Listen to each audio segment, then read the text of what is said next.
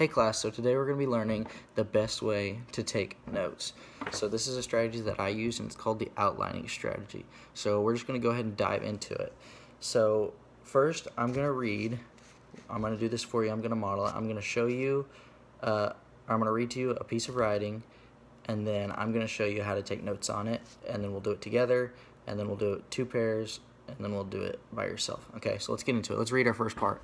It says, the Battle of Gettysburg, fought from July 1st to July 3rd, 1863, is considered the most important engagement of the American Civil War. So we can stop right there because there's really a lot packed into that little blurb right there. So first, I'm going to write the Battle of Gettysburg, and then I'm going to write the date, and then I'm going to make a subheading for July 1st through July 3rd, 1863. So as you can see in my example here, first we have our heading, our subheading, and then our key point. And this is important because first, obviously, you want to have your main idea as your heading, and then your subtopic is going to be the next thing that you want to have, and then you want to have your key points after that. So as you can see, mine was the Battle of Gettysburg, the date, and then I had the July 1st through July 3rd, 1863. And I actually did a non-example for this before class, and here's kind of a non-example of what we don't want to do. For this, I have the same reading that we just read. It says the most important engagement fought from July 1st to July 3rd, and then the Battle of Gettysburg. And as we can see, that just doesn't make any sense. First off, the most important engagement as the heading, it kind of works, but then next we have fought from July 1st through July 3rd, and then the Battle of Gettysburg. And really that's all kind of in reverse order for how I would want it and how it would work best for you. Alright, so next we're going to get into the we do. So I'm going to work on it, and we're going to read it together, and then you're going to copy along with your skeletal notes that I passed out before class, okay? So first, this is our next little blurb to read. It says, after a great victory over Union forces at Chancellorsville, General Robert E. Lee marched his army of Northern Virginia into Pennsylvania in late June 1863. On July 1st, the advancing Confederates clashed with the Union's Army of the Potomac, commanded by General George G. Meade at the crossroads town of Gettysburg. So here we go. So we're going to go ahead and get started on this. And so for me, we're going to have two different headings this time, actually. Since there's so much there, even though it's not really a whole lot, there's just so much information packed into that little thing, so we're going to break it down. So first, for our heading, we're going to have Union and Confederates. So we're going to split up our two headings. So as you can see on mine, we have Union and then Confederates. So our first heading is Union, and we're going to put our general, because really that's all the only information we get about the Union. So our general is George G. Meade. So you can see how all of this information is broken down, and even though it seems somewhat simple, breaking it down like this will be easier when you're studying for tests, not only in this class, but your tests going forward.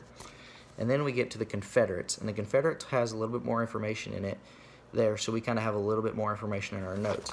So it says Confederates, and then like the Union, we have General Robert E. Lee, and then we have the buildup. So our buildup is our next subheading right here, as you can see.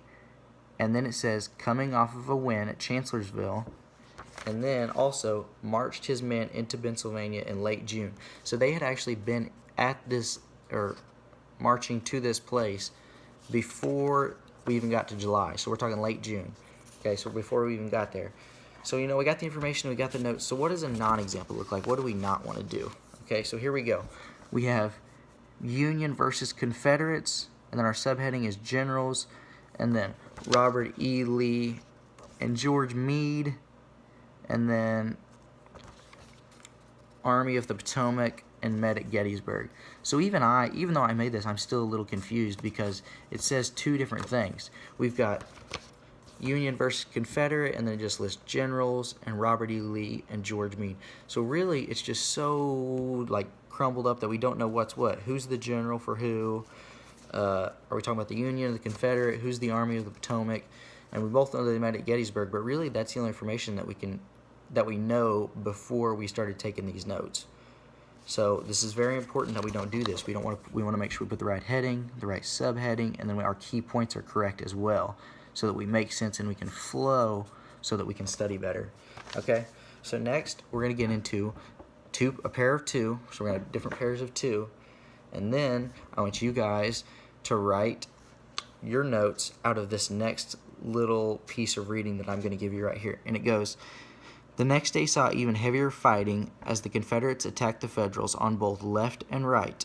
On July 3rd, Lee ordered an attack by fewer than 15,000 troops on the enemy's center at Cemetery Ridge. Okay, the assault known as Pickett's Charge managed to pierce the Union lines, but eventually failed at the cost of thousands of rebel casualties. Okay, so here we go. So I want you guys to take this little burp that you just heard and that I handed out to you since I gave you this paragraph, okay? And I want you to take notes over this little reading right here, okay? And then we'll see how mine compare to yours, okay? So I'll give you a little bit to do that.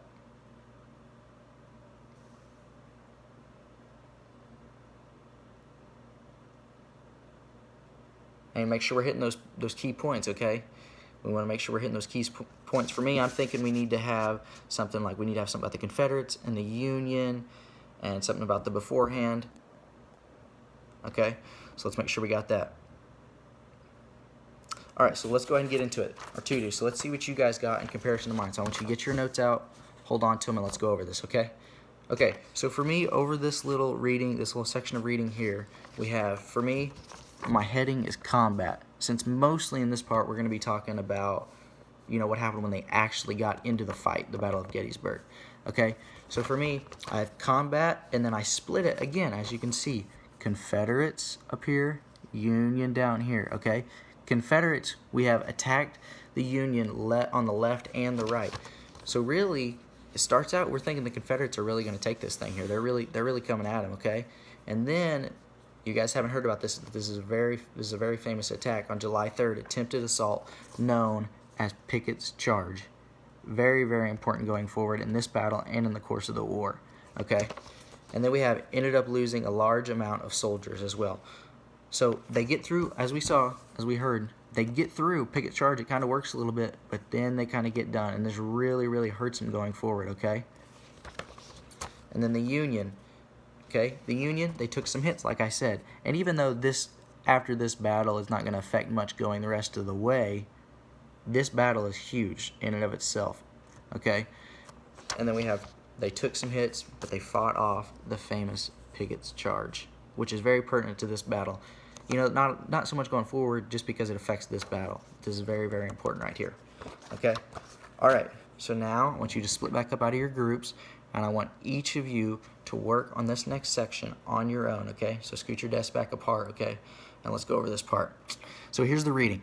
Lee was forced to withdraw his battered army toward Virginia on July 4th. The Union had won in a major turning point, stopping Lee's invasion of the North. It inspired Lincoln's Gettysburg Address, which became one of the most famous speeches of all time. Okay, I'm going to give you a little bit to write that, and then we'll compare.